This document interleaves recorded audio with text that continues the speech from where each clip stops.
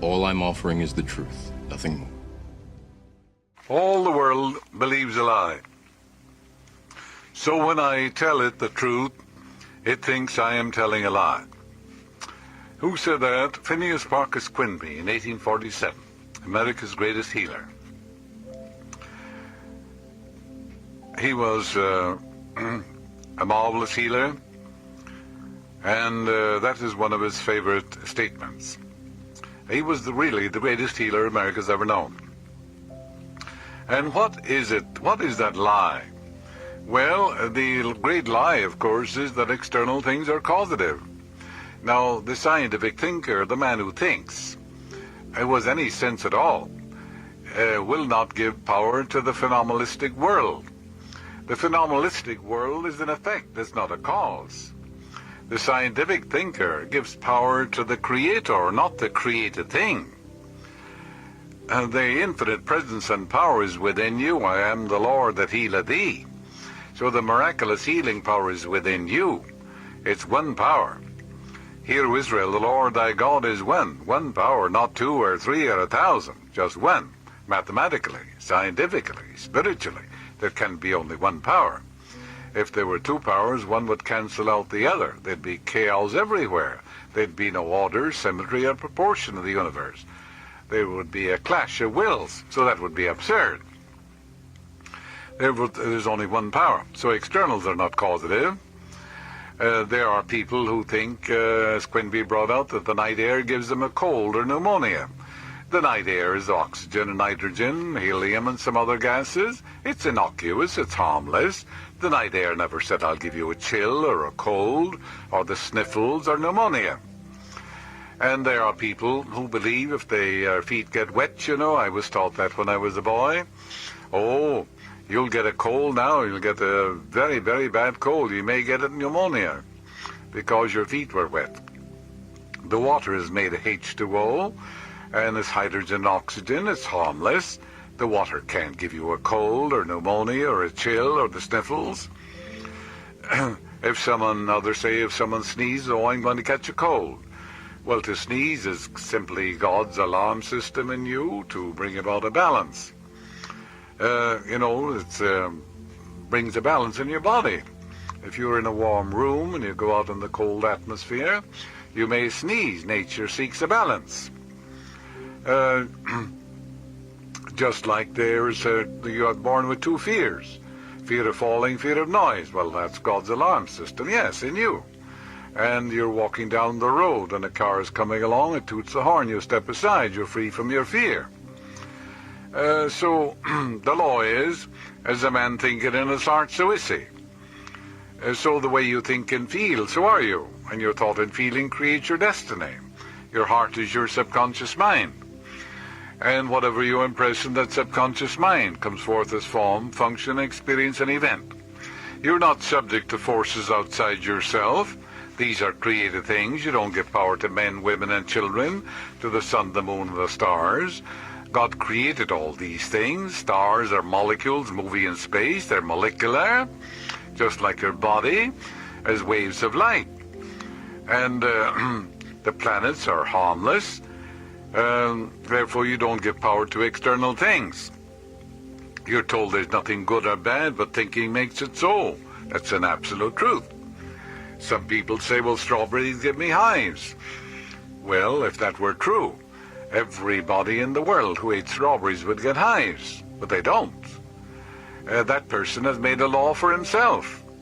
He has a bad relationship with strawberries. And when he says strawberries give me hives, that's a command to his subconscious mind.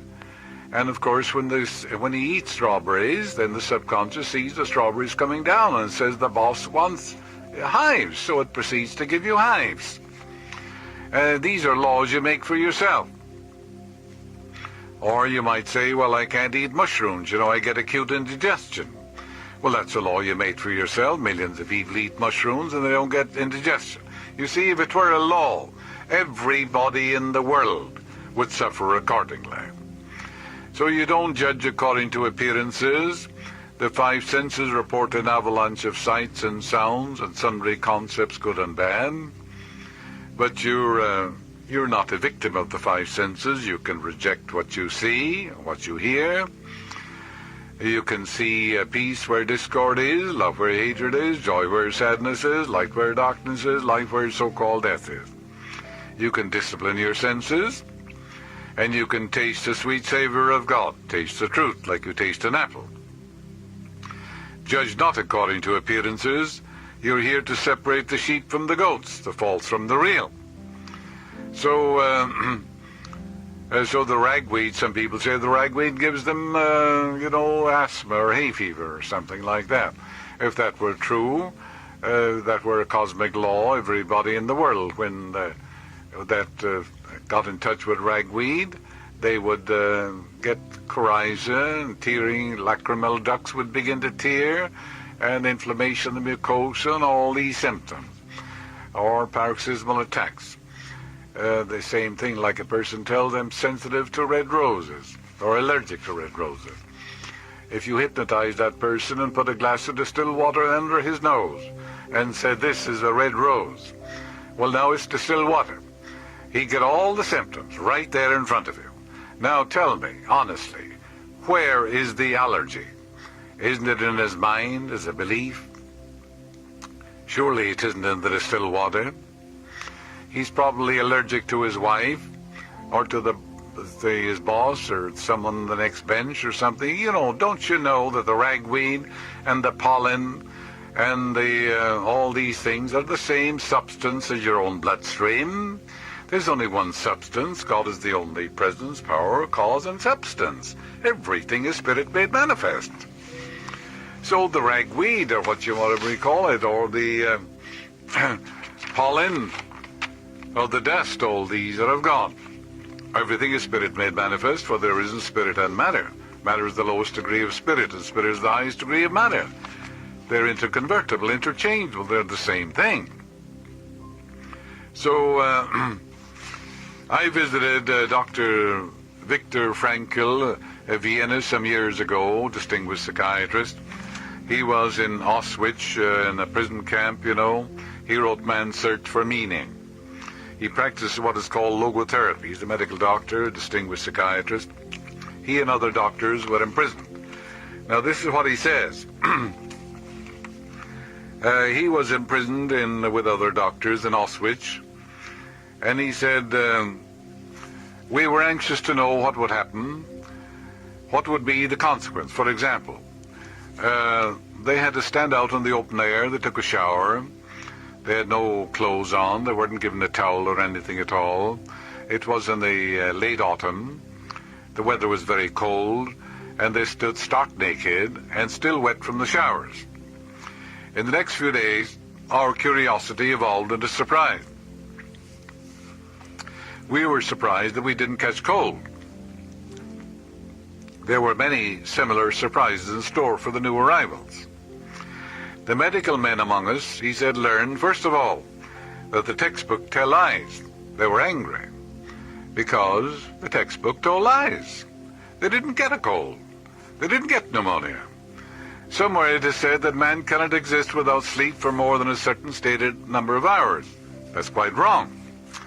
I had been convinced that there were certain things I just could not do, but I couldn't sleep without this, or I could not live without that or the other.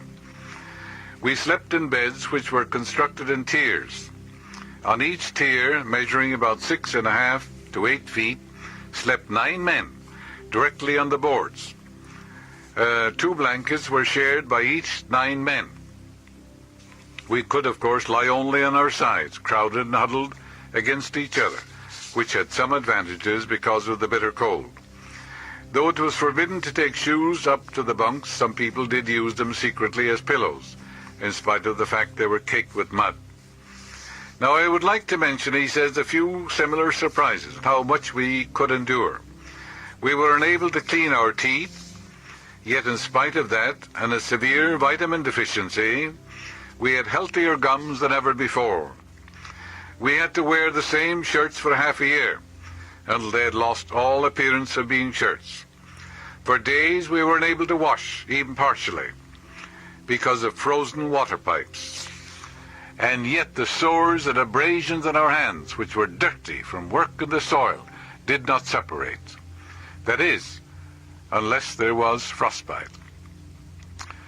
If someone had asked of us the truth of the statement that flatly defines man as a being who can get used to anything, we would reply, yes, a man can get used to anything, but do not ask us how.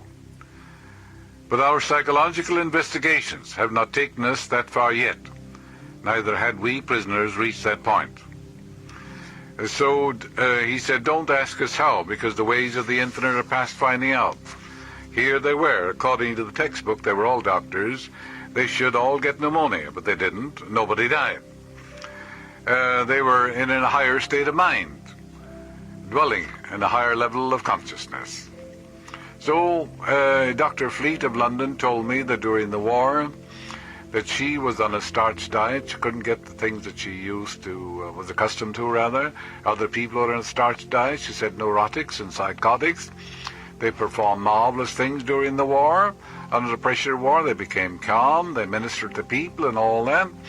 And she said we had no vitamins, and our diet was contrary to all science, all scientific findings, and we were healthier than ever before. So the same thing as this doctor found out, you see. So we are not victims of the weather, you know. A lot of people are deceived. Rawson brought out, for example, a great scientist in scientific prayer. He spoke about a woman who had a clairvoyant vision, a student of his, and she saw this plane on fire in her dream. She and another woman went and prayed in that area, and lo and behold, they saw the plane come down.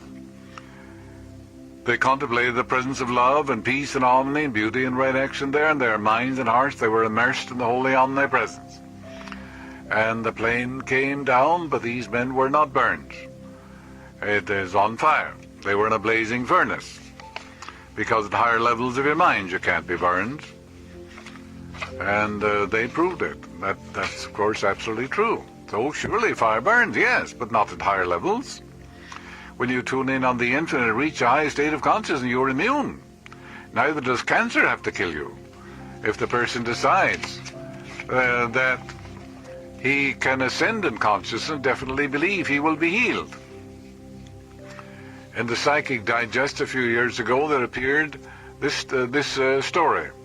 Not many people know that Virginia Graham's success in her famous TV Girl Talk show came after she licked terminal cancer and made medical history. Her doctor explained the miracle Virginia experienced in these words. She purified her bloodstream with her thoughts. Actually, this came about as a result of Virginia's fervent prayers, when she knew she would be healed and would live. I have a surviving point of view, she claimed. I am not interested in sinking or floating. This love of life communicates itself and is probably one of the reasons for a TV show climbing to the top.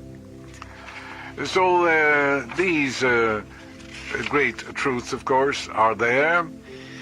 The clairvoyant vision, they saw this airplane come out of the clouds in flames. It burned out about 100 feet from the ground, then cracked and fell. She looked about to see what the men were like. She couldn't distinguish anything about them. They were burned to a center in a dream. And then the two stood there praying in that area. The airplane came out aflame, burned and cracked just as she had seen. There were two men in it. They were absolutely untouched. It was like the story of Shadrach, Meshach, and Abednego in the Bible. One of the men said, I was about to throw myself out of the plane when suddenly a sense of absolute peace and safety came, and I sat back in the machine. There he was in a furnace. That man turned out to be the son of the lady she had asked to come and help her. So there is, down through the ages, of course, Indians have walked in fire under controlled conditions, under the skeptical eyes of science itself. Clifton Pierce, a research scholar, in his writings, pointed out that in Surrey, England, in 1936, the English Society for Psychical Research ran a series of tests on two Indian fakers, imported expressly for the purpose. The tests were graded by doctors, chemists, physicists, and psychologists of Oxford. The Indians walked the fire under controlled conditions, under the skeptical eyes of science itself. No chemicals were used, no preparations made. They repeated the performance under a variety of conditions over a period of several weeks in demand. Surface temperatures were between 450 and 500 degrees centigrade. The interior temperature, 1400 degrees centigrade. There was no trickery or hallucination. These, of course, are very, very common. And what Quinby wanted to bring out years ago was that sickness was of the mind. And he said that people got their infection in the church. They got this guilt complex and fear, which made them sick, and he had to teach them a God of love, because they had a belief in a punitive God, that God was punishing them. So, for example, supposing a part of your body was severed, a limb or an arm put on a shelf, it couldn't catch cancer, tuberculosis, arthritis, or ringworm, or any disease. Why? It's separated from the mind. It undergoes dissolution. Dissolution is not a disease, it's a natural phenomenon. So here were these doctors, out in the evening, freezing temperature, and yet they didn't catch a cold. They were supposed to get pneumonia because their mind were elsewhere, in their higher state of mind, So the wounds, they had open lesions, they failed to separate. Even they were dirty. And these things have happened, So the Indian faker sleeps in a bed of nails because he's been hypnotized and told whenever he pronounces a certain word, he can throw himself on a bed of nails and they will not penetrate the skin. I've seen that. You have too, probably. That's a conditioning process. Lao Tzu, 600 BC, said that when the sage goes forth into the jungle, he carries no sword and no spear. He's not afraid of a javelin or the tooth of a rhinoceros, because there is in him no place where these can enter. In other words, he's built up an immunity. He's got intoxicated, received the divine antibody. So the externals are not causative, but man can make them a cause. And that's the great lie, that external things are causative. They are not. Our eyes deceive us frequently. We see the sun, the moon, and the stars, as well as each other, by means of our eyes, which function in a manner similar to a camera, but don't judge according to appearances. Your five senses bring you an avalanche of sights and sounds and sundry concepts, most of which are negative. All right, are you governed by your five senses during the day? Predictions of doom and gloom? Do you know when they show the mentioned two vice presidents, I think it was, wives had cancer or something? Some doctors told me that hundreds of women flocked the office. Fear. That's why Quinby said, that fear is behind this disease. And they create the disease. He said, you tell a man who never heard of the word cancer, and tell him that he's got cancer. It has no effect whatever upon him. But as Quinby pointed out, you tell a man who's heard all the ravages of cancer, say, look, that little lump, maybe he fell down, maybe it's a harmless lump, maybe he hurt himself. And you tell him, that's cancer, malignant, it's evil. He said he'll go home, and he'll make it. Fear in his mind. That which I greatly feared has come upon me. Now, so don't judge according to appearances. Physiologists tell us that when, for example, we look at a tree, its inverted image is reflected on the retina of our eyes, which in turn transmit the picture to the brain centers. These reactions are called visual impressions. The physiologist says that we see with the brain. You know that you see with your mind. You see with your eyes closed. You can see with your mother if you close your eyes now. You can see colors better when your eyes are closed. Vision is spiritual, eternal, indestructible. You see in your dreams. The faculty of clairvoyance is in all of us. though more highly developed in some. You're frequently deceived by what you look at. For example, a stick inserted in water appears broken. It isn't. When you stand on a railroad track, the two parallel lines of the rail seem to come together.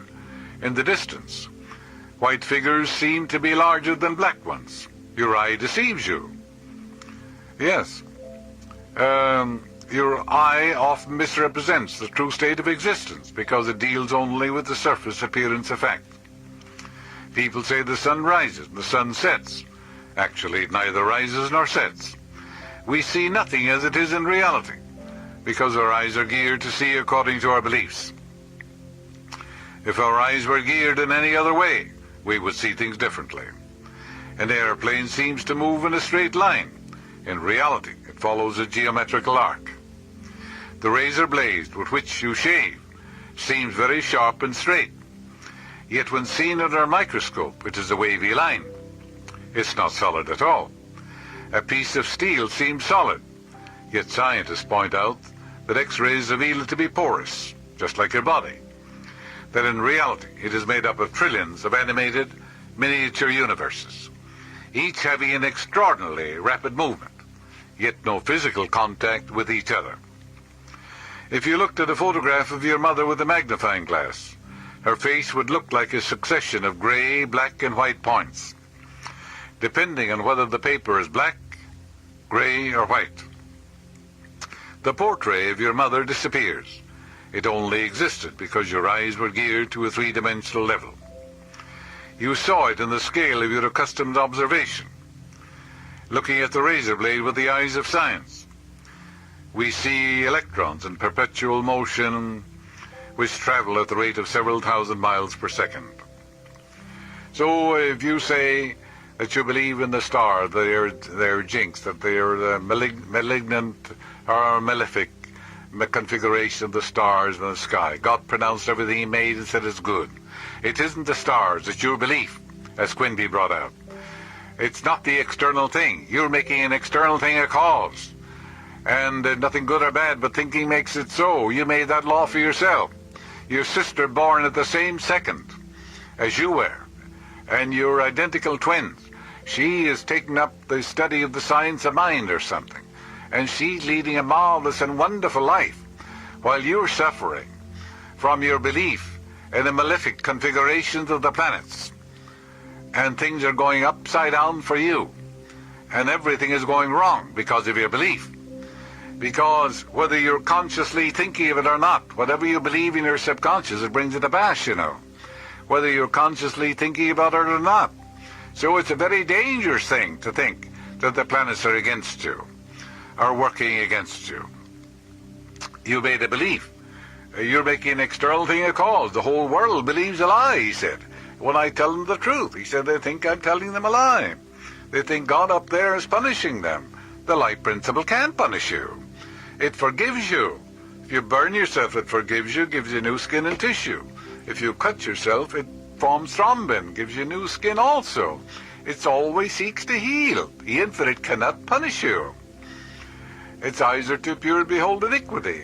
God is the eternal now. Now is the day of salvation. You're not a victim of karma. You're not a victim of the past because you're dealing with a timeless, spaceless being. Therefore, there's no past to worry about. The past is dead. Nothing matters but this moment. Change this moment, and you change your destiny. A new beginning is a new end.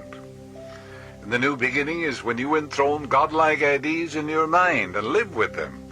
The future is your present thinking grown up. And then the desert of your life will rejoice and blossom as the rose. That's the good news, the gospel, the truth of being. You're not a victim of the past. You change your mind now. And the murderer can be changed in the twinkling of an eye. Of course he can. We punish ourselves by our misuse of law. Your five senses bring reports to you from the outside world, which are not always true, but are oftentimes harmful and destructive. Thoughts which you emotionalize, accept as true, enter into your subconscious and produce effects on your body and affairs according to their nature.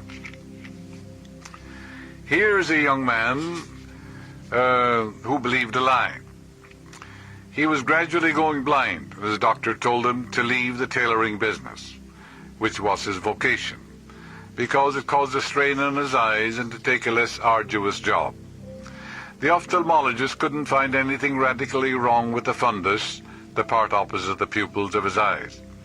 Thought the difficulty might be emotional. This young man was blaming his work and the resultant strain on his eyes, caused by sewing all day. The real cause of his eye trouble, however, was that he wanted to exclude his wife from his world. He went to a psychic, and she made a chart for him. She said, the planets are against you. Mars will square your sun, so forth. It frightened the life out of him. He thought the stars were against him now. The whole trouble was, it's not the stars, it's we ourselves, that we are underlings. The real cause of his eye trouble was that he wanted to exclude his wife from his world. He said she was a nagger. He hated to go home. The trouble was within himself. Among his frequent expressions to me were, I hate the sight of her. I can't stand to look at her. I can't see my way out, because I have 2 children and they need her. She won't give me a divorce, and I want the children. His subconscious mind accepted as request these feelings and statements, and proceeded to respond by occluding his vision so that eventually he wouldn't be able to see. It had nothing to do with the planets, nothing to do with the tailoring business, nothing to do with the atmosphere. You don't give power to external things. You give power to the Almighty that's within you. Omnipotent, supreme, there's nothing to oppose it, challenge it, thwart it, vitiate it. You don't make a created thing a cause. That's why the whole world believes a lie. I got this man and his wife together and explained the workings of the mind. She cooperated by ceasing to nag. They began to pray together, seeing God in each other. They also began to speak to one another kindly and lovingly. Moreover, they prayed every night and morning, alternating several selected psalms, 23rd, 27th, 46th, 91st, and 100th psalms, magnificent psalms. The psalms are songs of God. With meditations from Quiet Moments with God, a book of mine containing 60 special prayers. In a month's time, his vision was back to normal. The ophthalmologist congratulated him. His vision was normal. This man was certainly lying to himself by blaming his environment and his job, when all the time the true cause was in his destructive, negative emotions. Disease means a lack of peace, a lack of ease. Disease is of the mind. Many people think disease is out there, that the body catches disease. That's why the world believes a lie. All disease is of the mind. Nothing happens in the body, except it first happens in the mind. I had a chat with a man some years ago who had been taking sedation, rest cures, and observing a special diet for colitis, from which he had suffered for several years. He was lying to himself, blamed heredity, and died as the cause. He said, colitis runs in my family. My grandmother and my mother had it also, and I'm sure the food I eat has something to do with my trouble. What we need is spiritual food. You can eat the choicest food in the world, you know, and get up hungry from the table, hungry for love or peace or harmony. Don't you know that people eat the choicest food in the world? They have all the vitamins and the minerals, and still they die because of negative, destructive emotions. The negative emotions will turn that food into poison that you eat. We need the bread of heaven, the bread of peace and of harmony and of love. Lord, evermore, give us this bread.